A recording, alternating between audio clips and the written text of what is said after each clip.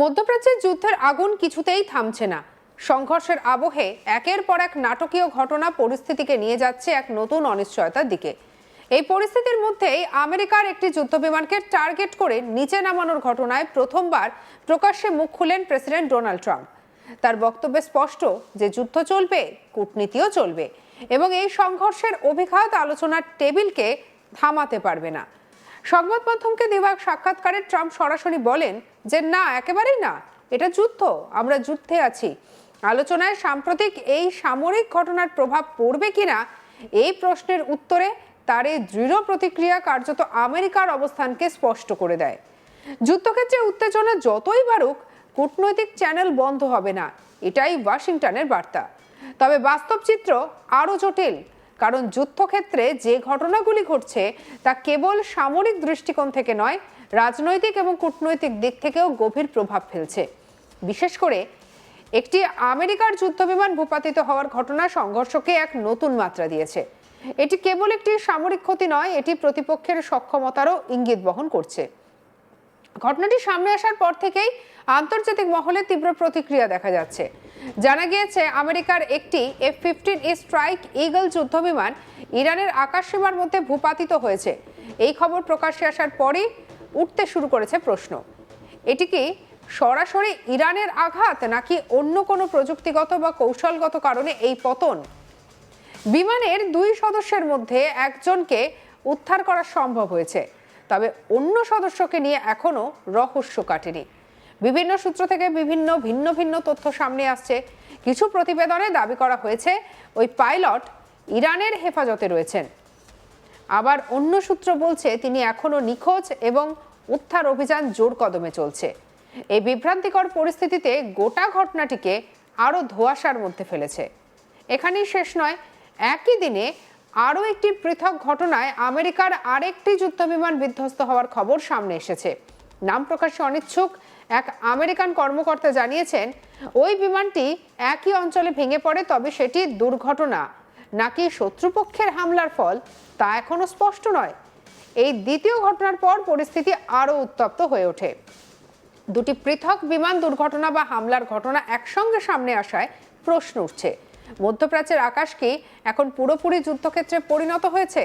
আমেরিকার মতো সামরিক শক্তিধর দেশের বিমান যদি একের পর এক বিপদের মুখে পড়ে, তাহলে এই সংঘর্ষের গভীরতা ও বিস্তার কতটা তা নিয়ে নতুন করে ভাবতে হচ্ছে। আর এই প্রেক্ষাপটে ট্রাম্পের মন্তব্য আরও তাৎপর্যপূর্ণ। তিনি স্পষ্ট করে বলেছেন সামরিক অভিযান চলবে এবং কূটনৈতিক অর্থনীতির প্রচেষ্টাও অব্যাহত থাকবে, কিন্তু বাস্তবে এই দুই পথ কতটা সমান্তরালভাবে এগোতে পারবে সেটাই এখন বড় প্রশ্ন।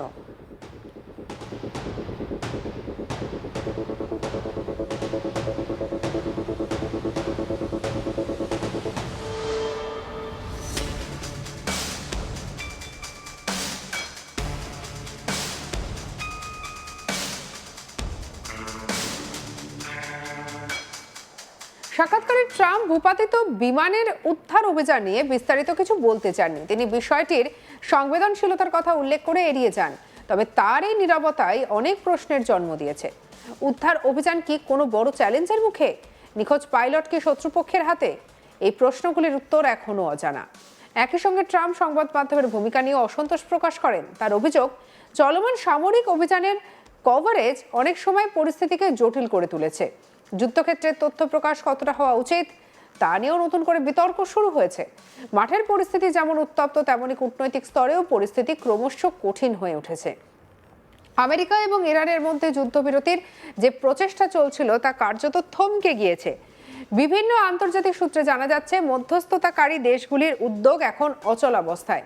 বিশেষ করে পাকিস্তান সহ কিছু আঞ্চলিক দেশ এই সংঘর্ষ থামাতে উদ্যোগী হয়েছিল।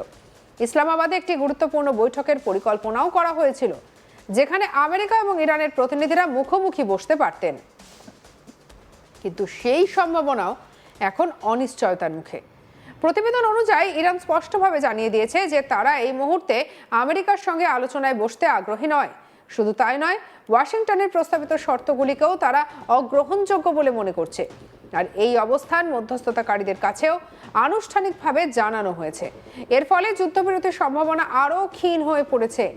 একদিকে যুদ্ধক্ষেত্রে সংঘর্ষ বাড়ছে, আর অন্যদিকে আলোচনার পথ সংকুচিত হচ্ছে। এই দ্বৈত পরিস্থিতি মধ্যপ্রাচ্যকে আরও অস্থির করে তুলেছে।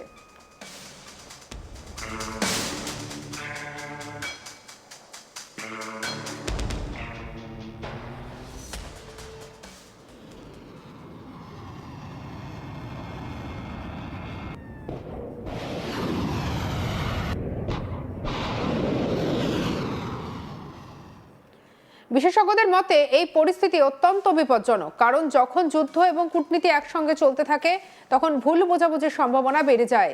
একটি ছোট ঘটনা বড় সংঘর্ষের রূপ নিতে পারে, বিশেষ করে যখন দুই পক্ষই শক্তিশালী এবং পরস্পরের বিরুদ্ধে অবস্থান আরও কঠোর করছে।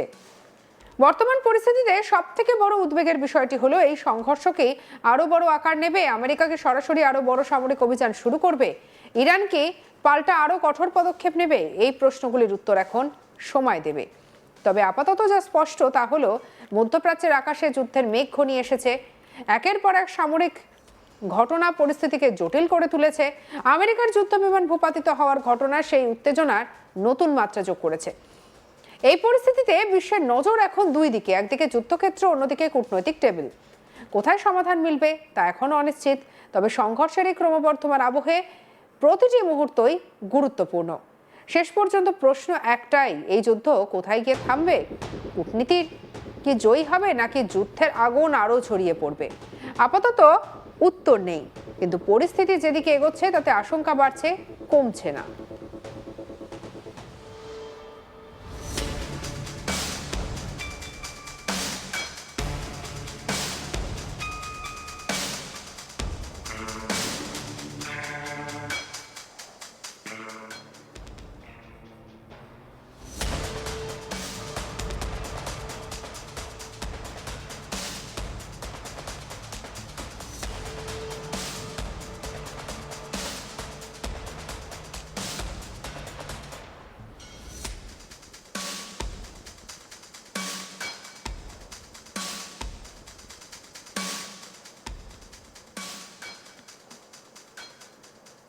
এই প্রসঙ্গে প্রেসিডেন্ট ট্রাম্প সংবাদ মাধ্যমের সামনে খুব বেশি কিছু বলতে চাননি। তিনি জানান পরিস্থিতি অত্যন্ত সংবেদনশীল এবং জটিল।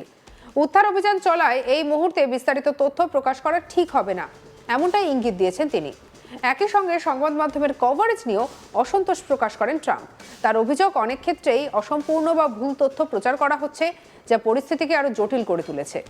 যদিও ট্রাম্প দাবি করেছেন এই ঘটনাগুলি কূটনৈতিক আলোচনায় প্রভাব ফেলবে না, কিন্তু বাস্তবে চিত্রটা অন্যরকম।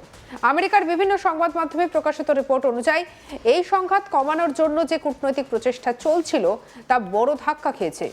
যুদ্ধবিরতি আলোচনা আপাতত স্থগিত হয়ে গেছে বলেই জানা গিয়েছে। সঙ্গে রাখুন আজ তাক বাংলাকে। অন্যান্য খবরের জন্য সাবস্ক্রাইব করতে ভুলবেন না।